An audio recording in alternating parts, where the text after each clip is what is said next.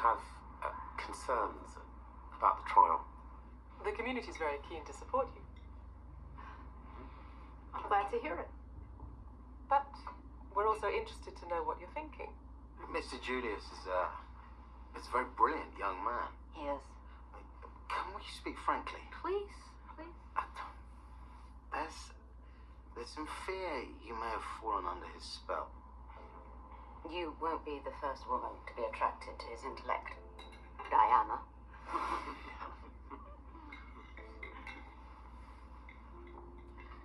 So far, I've raised most of my funds back home.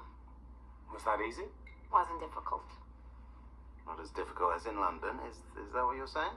There's a principle, and I've stuck to it. No single source of finance. There's one man he offered to pay for the whole thing. But when the history of this moment comes to be written, I think it's important many people gave, not one. You talk about history. Look at it from our point of view. We live with David Irving. He's British. And he's a has-been. What's the trial going to do? It's going to give him a new lease of life. Well, I can't help that because I didn't bring the prosecution. He did. No, but you could prevent the whole thing from happening. How would I do that? Settle. I mean it. Sign some piece of paper. Is that so terrible?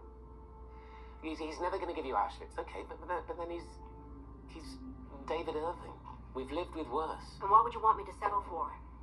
4 million, Dad? 3, 1? What number would you be comfortable with? Here in England, you may like appeasement, but I don't.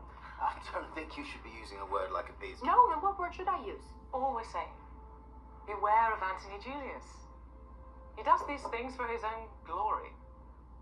Other women have been in his pocket and found it an uncomfortable place to be. Oh, well, it's pockets we're talking about. Maybe you can explain why the British find theirs so hard to open.